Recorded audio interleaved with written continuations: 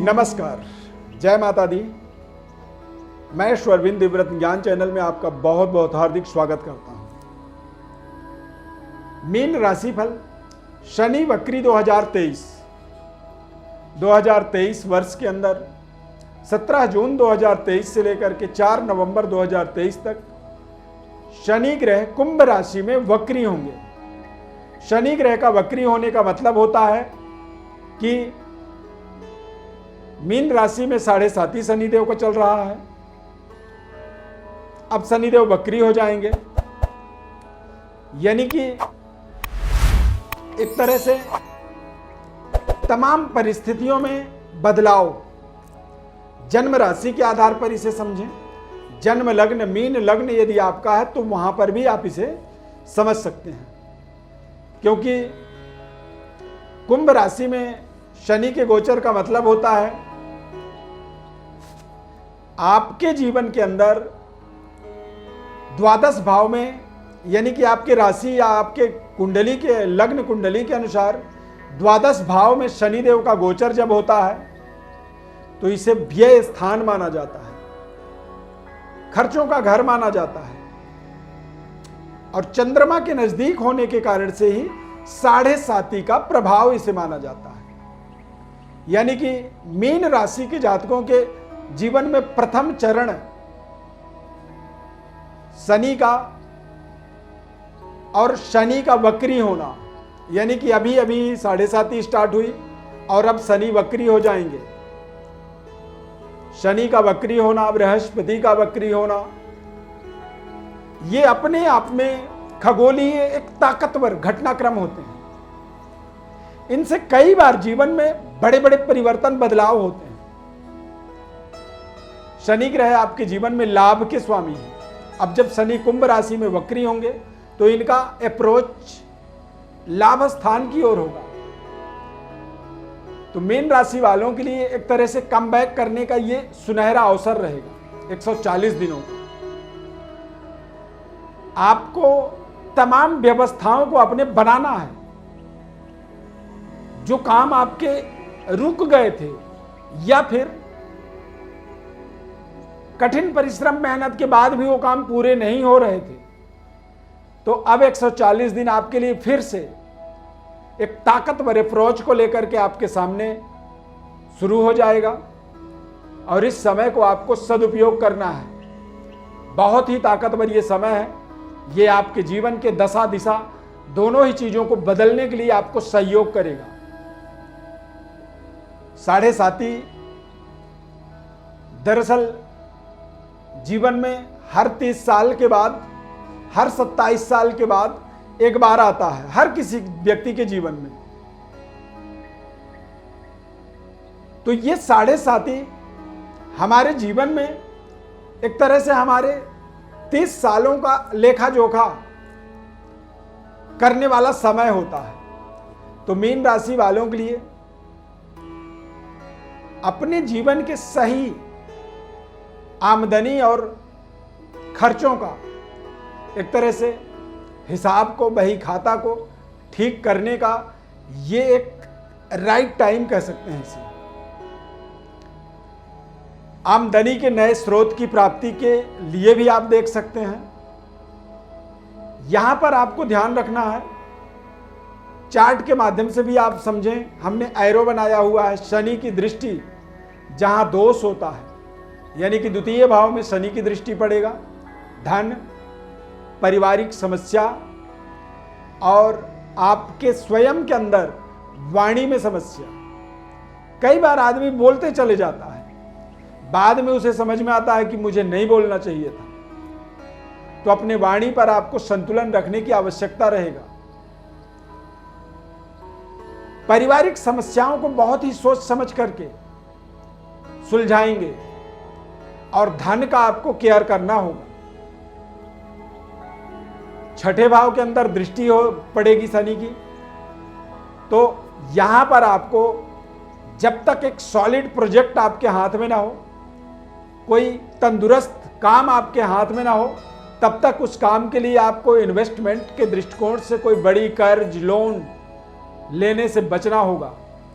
शनि के 7.5 में कई बार मित्र भी शत्रुवत व्यवहार करता है। तो अपने आसपास की परिस्थितियों को भली भांति समझना होगा।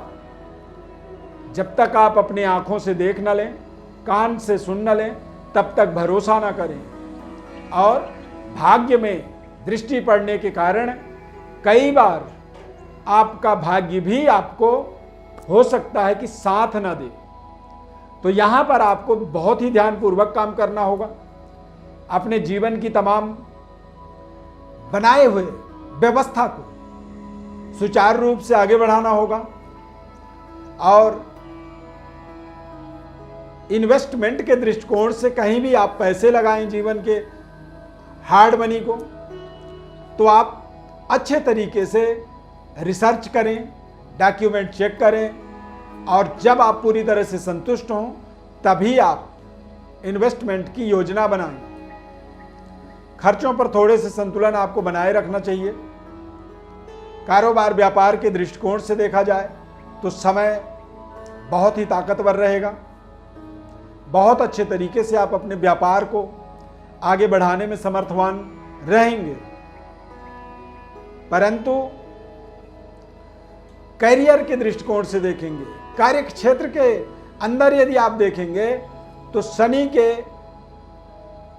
पराक्रम में होने का, यानी कि 10th हाउस से शनि का गोचर 12th हाउस में, यानी कि ठीक तीसरा, तो करियर के दृष्टिकोण से शनि का मोमेंटम आपके लिए बहुत शानदार रहेगा। थोड़े से ये परिश्रम करवाता है। शनि का गोचर 7.5 और ढैया के रूप में ये हमारे दरअसल पेशेंस को एक तरह से टेस्ट करता है। व्यक्ति काम नहीं करना चाहता है, सरकारी नौकरी में है, वो चाहता है कि मैं काम करूं या ना करूं, सैलरी मुझे पूरी मिल जाए। तो ऐसे लोगों के लिए ये जो 7.5 या ढैया का प्रभाव होता है वो कई बार नुकसानदायक हो जाता है। तो यहां पर आपको पूरी परिश्रम, ताकत, मेहनत, हार्ड वर्किंग का प्रयोग करना होगा। 7.5 में, ढैया में इससे बचने का सबसे बड़ा मूल मंत्र होता है हार्ड वर्क, मेहनत, कठिन परिश्रम को अपने जीवन में स्वीकार करें।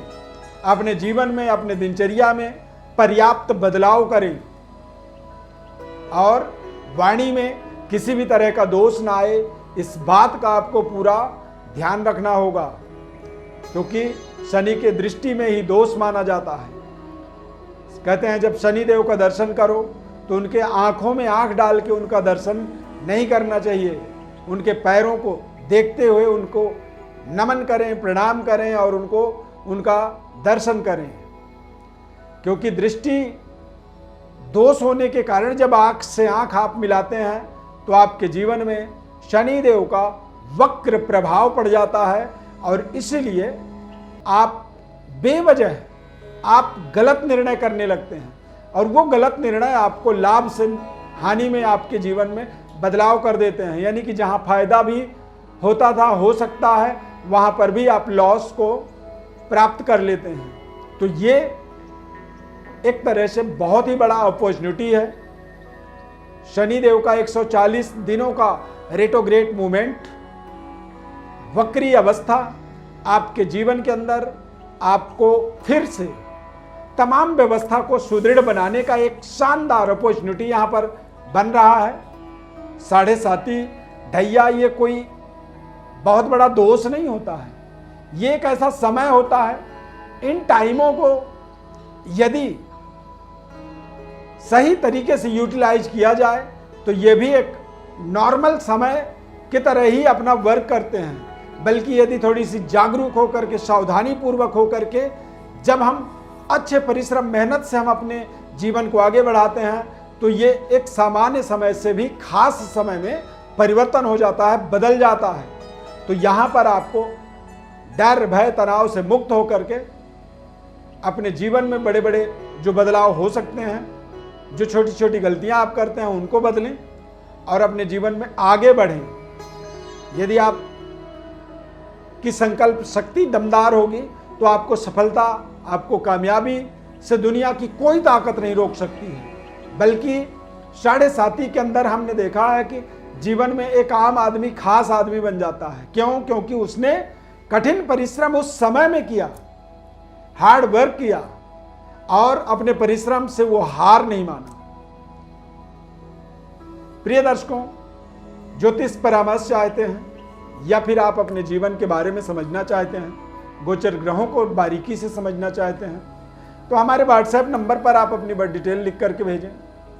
हम आपको आपके जन्म कुंडली का, गोचर ग्रह स्थिति का और आपके जीवन के महत्वपूर्ण उपाय का आपको संपूर्ण विश्लेषण बताएंगे।